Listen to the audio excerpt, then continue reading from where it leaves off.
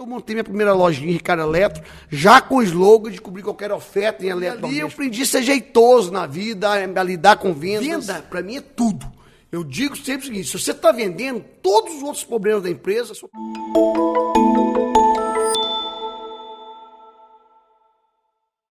Eu chamava de boi de piranha. Boi de piranha, boi de piranha. Boi de piranha. Precisa dos dois, o boi de piranha Precisa dos dois. Pelúcia. Porque o boi de piranha pode ser aquele produto que você vai criar o seu posicionamento, a sua marca.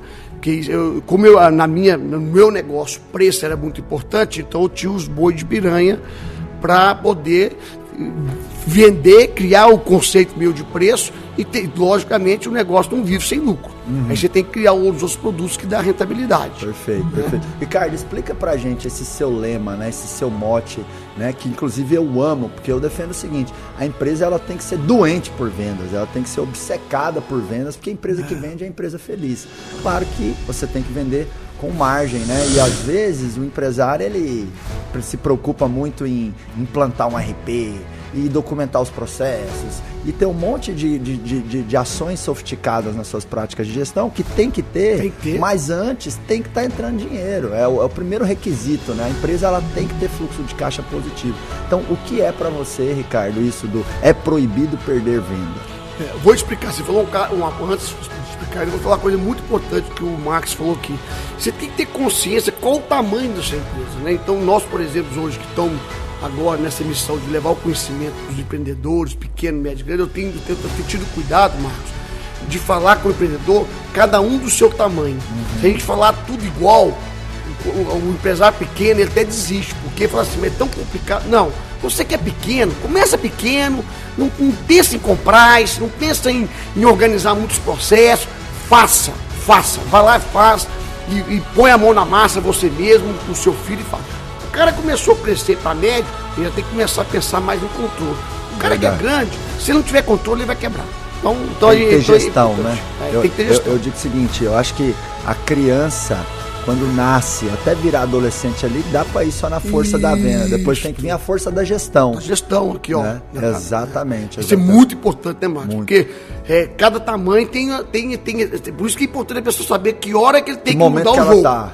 Eu lembro quando eu comecei pequenininho, era ali quase um sacoleiro. Chegou um momento e falou assim, a partir de aqui agora, ou eu organizo a minha empresa, ou eu tô morto. Depois eu falei, ou eu passo para ter uma empresa auditada, ou eu tô morto. Então você tem que ir evoluindo. Eu até quero trazer umas reflexões sobre isso.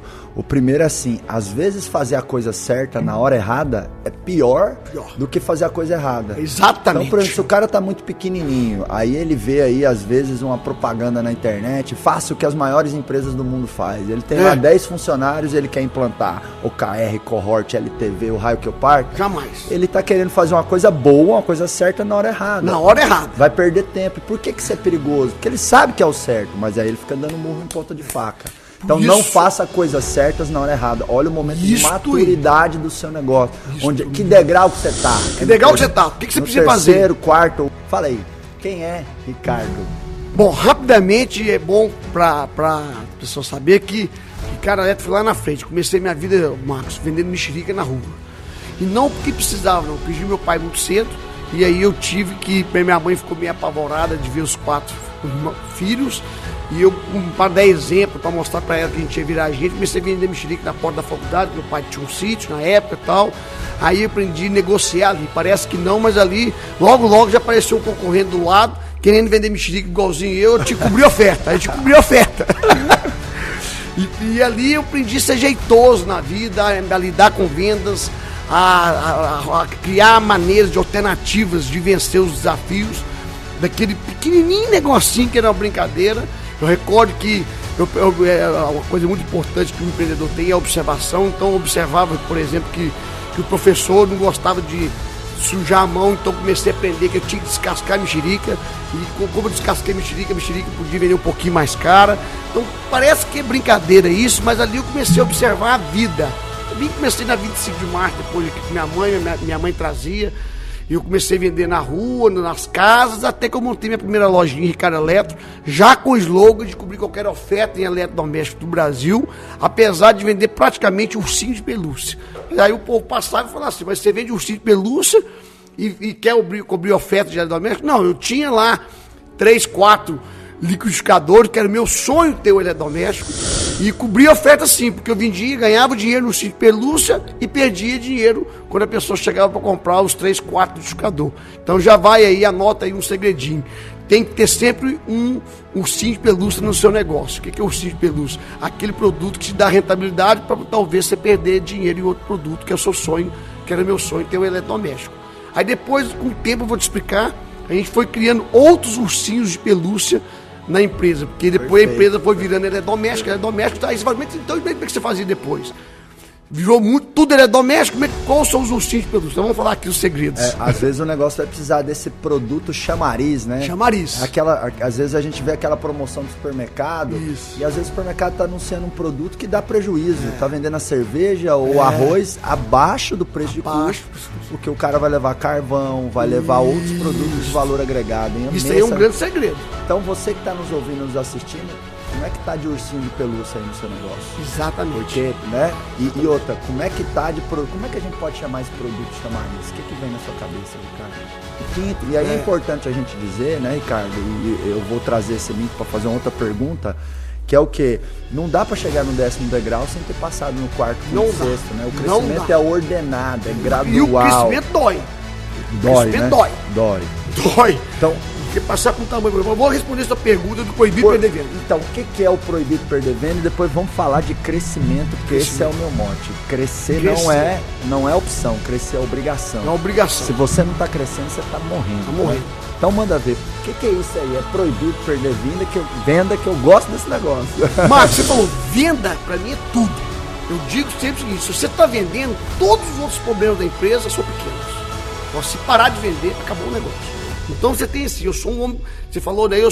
Vou usar uma palavra, nem vocês podem usar, eu sou tarado por venda, eu sou louco por venda, eu sou desorientado por venda, eu sou desorientado. Eu tipo assim, tudo que eu falava na minha companhia, venda. E o povo vinha com milhares de problemas, falando, amigo, isso aqui, todo problema você resolve. Primeiro vamos resolver a venda. E aí eu criei esse mote, proibido perder venda, com o espírito de que tem que ser uma cultura da empresa.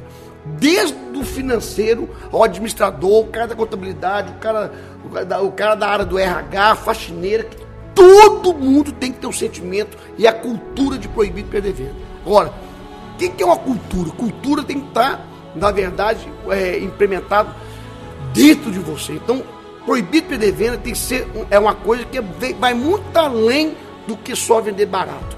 Né? Então, o povo tem, porque como o meu negócio tinha um posicionamento de preço, o povo acha que só pensa em preço. Não, eu falo assim, o cara vai fazer uma plástica, ele não pode falar em preço, ninguém vai fazer uma plástica por causa do preço, ele pode ter um preço bom. A pessoa vai fazer uma plástica, ele procura qualidade, se o médico é bom, então o posicionamento do médico não pode ser preço. Então, posicionamento pode ser várias coisas. Então, o meu posicionamento foi uma cadeira que eu sentei que era do preço. Tinha concorrentes meus que estavam sentados na cadeira do relacionamento, tinha concorrente meu sentado na cadeira do crédito, por exemplo, como a Casa Bahia. Então, só que o meu era preço. Então, eu tinha que criar uma cultura dentro da empresa. E a cultura passava do proibido perder venda, passava desde da empresa enxuta, com custo baixo, eu tinha que ter um preço mais barato. O exemplo que é custo baixo. Eu recordo que o proibido perder venda vai muito além de só a venda. Eu recordo que o cliente chegou na minha loja, brigou comigo, foi no concorrente, brigou pra lá, brigou pra cá, e na hora que eu fez eu fazer um preço do concorrente, eu dei quase de graça o produto. Na hora que eu fui embrulhar o presente, eu mesmo atendendo o cliente, ele falou, não, cara, esse papel de presente seu tá muito feio. Aí eu falei, meu amigo, você quer o quê? O papel de presente ou você quer o preço? Então, o preço, o posicionamento proibido de venda era um posicionamento. Se você quer ter preço, você não adianta ter o melhor papel de presente. Aí eu falei, meu amigo, espera aí, mas eu cobri oferta para você, vendi para você R$100 mais barato. Agora, se eu quiser ter o melhor papel de presente, tudo, não, isso custa. Então você tem que ter na sua raiz da empresa o seu posicionamento claro, e posicionamento é escolha. E dói essa escolha, porque eu falava assim, não, mas que vontade de dar o melhor papel de presente, mas se eu der o melhor papel de presente, eu não consigo cobrir oferta. Então, proibido perder venda, vai atendimento. É proibido perder venda, então tem que ter o melhor atendimento para você não perder venda. Você tem que ter uma loja bonita para você não perder venda, tem que ter a loja limpa, tem que ter o vendedor treinado. Tudo isso é proibido perder venda. E além de tudo isso, no meu negócio ainda tinha que ter preço.